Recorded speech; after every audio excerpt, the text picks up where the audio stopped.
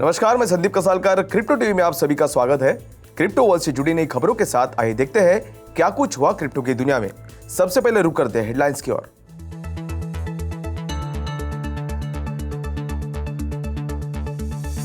Crypto currency में आई गिरावट, $20,000 से नीचे बिटकॉइन ने किया ट्रेड। सोलाना के मैकेलिनाओ ब्रदर्स ने $100 मिलियन वीसी फंड को किया लॉन्च। एनीमेका ब्रांड्स ने हाई वैल्यूएशन पर जुटाए $75 मिलियन। डिजिटल एसेट्स में पिछले हफ्ते $15 मिलियन का दिखा इनफ्लो। यूनिस्वैप फिशिंग अटैक के जरिए हैकर्स ने चुराए $8 मिलियन के Ethereum. Brazilian fintech PicPay crypto exchange real tied stable coin को करेगा लॉन्च। बिटमेक्स ने नेटिव टोकन की लिस्टिंग में देरी के पीछे बताई मार्केट कंडीशन को वजह। टुनामो $380 मिलियन के इन्वेस्टमेंट के साथ 10,000 जॉब्स करेगा क्रिएट।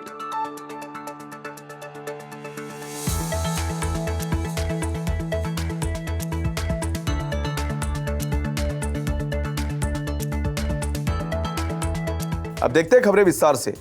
स्टॉक जैसी रिस्कियर एसेट्स के लिए वीक एपिटाइट के बीच मंगलवार को क्रिप्टो करेंसी में गिरावट आई और इन्वेस्टर्स ने मैक्रो इकोनॉमिक अनसर्टेनिटी पर डॉलर की सुरक्षा की मांग की। वहीं बिटकॉइन को $20,000 से नीचे ट्रेड करते हुए देखा गया, जो 7 दिनों में इसका सबसे निचला स्तर है। यूएस स्टॉक्स में गिरावट आई, ऑयल प्राइसेस और बॉन्ड यील्ड्स को भी नीचे फिसलते हुए देखा गया। क्रिप्टो करेंसीज विशेष रूप से मैक्रो इकोनॉमिक अनसर्टेनिटी के बीच लिक्विडिटी के खत्म होने के प्रभाव से जूझ रही थी। फेडरल रिजर्व की रेट हाइक ने इन्फ्लेशन को कम करने का संकल्प किया। ऐसे में कई लेंडिंग फर्म्स के कोलैप्स के बाद क्रिप्टो इंडस्ट्री में खालीपन रह गया। क्रिप्टो एसेट्स की वैल्यू में तेज गिरावट ने क्रिप्टो लेंडर्स को उधार देने के लिए कैपिटल की अमाउंट को कम करने के लिए मजबूर किया है, क्योंकि बैंकिंग सिस्टम के बाहर लिक्विडिटी खत्म हो गई है।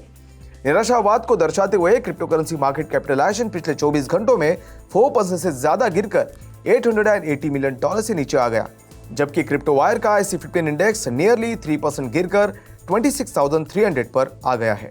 पॉलीगॉन को छोड़कर इंडेक्स के सभी कॉन्स्टिट्यूएंट्स नीचे देखे गए हैं।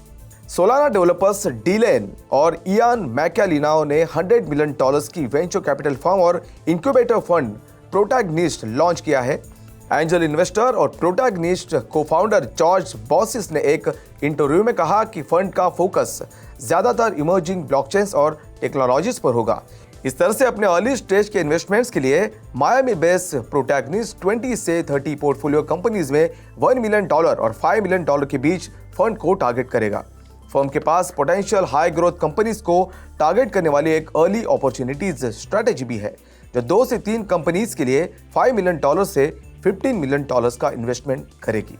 ब्लॉकचेन गेम्स के पब्लिशर एनीमेका ब्रांड्स ने कहा कि इसने अर्लियर वैल्यूएशन की तुलना में मार्जिनली हायर $75 मिलियन जुटाए हैं। फंडिंग के लेटेस्ट राउंड में कंपनी का मूल्य $5.9 बिलियन था।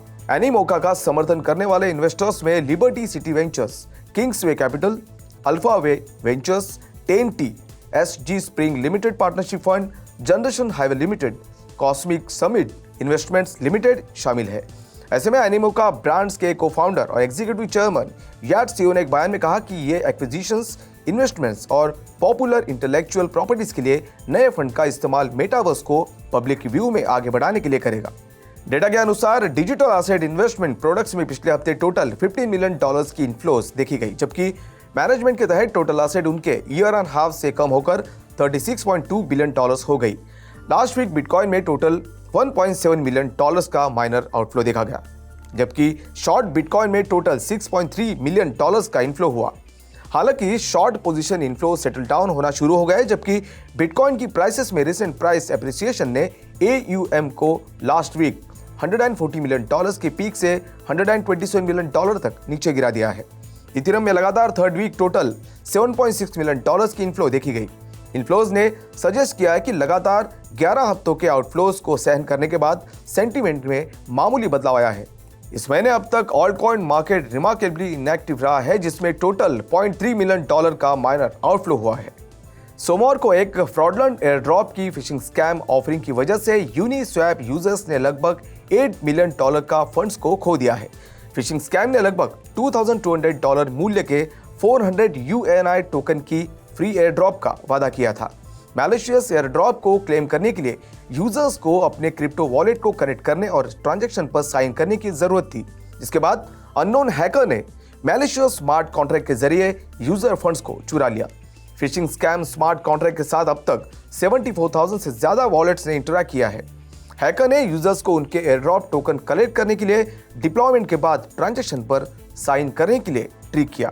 इसके बजाय ये एक अप्रूवल ट्रांजैक्शन में रूप से सर्व करता है। हैकर को यूजर के सभी यूनिस्वैप एलपी टोकन तक पहुंच प्रदान करता है। इस तरह से हैकर ने सभी एलपी टोकन्स को अपने वॉलेट में ट्रांसफर कर दिया और प्रीवियस अप्रूवल ट्रांजैक्शन के माध्यम से पहुंच प्राप्त करने के बाद यूनिस्वैप से सभी लिक्विडिटी वापस ले ली। इथरस्कैन एनालिटिक्स के अनुसार हैकर वॉलेट ने एक्सप्लॉइट से नियरली 7,573.94 इथेरियम हासिल किया है।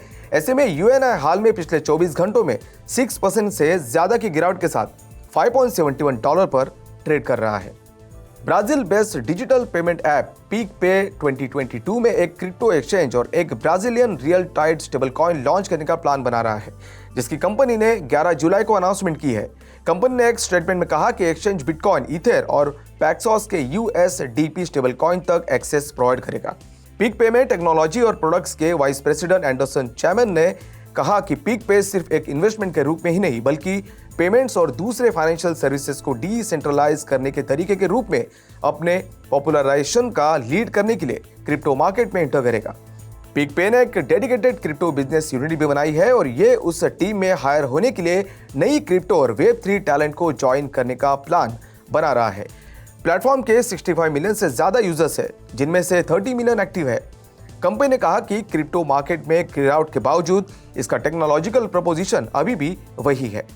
क्रिप्टो फ्यूचर्स और स्पॉट एक्सचेंज बिटमेक्स ने मार्केट कंडीशंस के कारण अपने इथेरियम बेस BMEX टोकन को लिस्ट करने में देरी की है। फर्म ने कहा कि वे ऐसे इन्वायरमेंट में टोकन लिस्ट करना चाहते हैं जो इसे अपने होल्डर्स को रिवॉर्ड करने का सबसे अच्छा मौका देता है। BitMEX ने इस साल की शुरुआत में यूजर्स के लिए अपना पहला native token 1.5 million BMEX air drop किया, क्योंकि ये तेजी से कॉम्पिटिटिव क्रिप्टो एक्सचेंज मार्केट में रिटेल इंटरेस्ट को रिवाइव करना चाहता था। BMEX टोकन 5 साल के इम्प्लॉयड कॉन्ट्रैक्ट में लॉक्ड है और इसकी मैक्सिमम सप्लाई 450 मिलियन है। उनका इस्तेमाल नए और मौजूदा BitMEX यूजर्स को रिवॉर्ड करने और उन्हें ट्रेडिंग फीस पर छूट प्राप्त करने की अनुमति देने के लिए किया जाएगा। BitMEX ने कहा कि उसने सैकड़ों और हजारों यूजर्स को लाखों टोकन भेजे हैं और फी डिस्काउंट, विड्रॉल रिफंड्स और दूसरे पर्क्स करने के लिए टोकन को पहले से ही स्टेक किया जा रहा है। BitMEX ने कहा कि वो अपने ट्रेडर्स और नए यूजर्स को टोकन देना जारी रखे हुए है। साउथ कोरिया के सबसे बड़े क्रिप्टो एक्सचेंज बीट के ऑपरेटर डुनामू ने आज कहा कि वो लगभग $380 मिलियन का इन्वेस्टमेंट करेगा और अगले 5 साल में 10,000 जॉब्स क्रिएट करेगा। इस तरह से क्रिप्टो एक्सचेंज के ओनर साउथ कोरियन सिटीज में भी ऑफिसेस खोलेंगे और स्टार्टअप्स को Web3 इकोसिस्टम में इंटर करने में मदद करेंगे। डुनामू का इरादा बुसान, डाइगू, ग्वांजू और डाइजॉन में ऑफिसेस एस्टैब्लिश करने का है, ताकि लोकल कस्टमर्स को उनके क्रिप्टो करेंसी इन्वेस्टमेंट्स में सहायता मिल सके। टेरा लूना सफलता ने डुनामो और उसके क्रिप्टो एक्सचेंज बीट को बहुत प्रभावित किया है।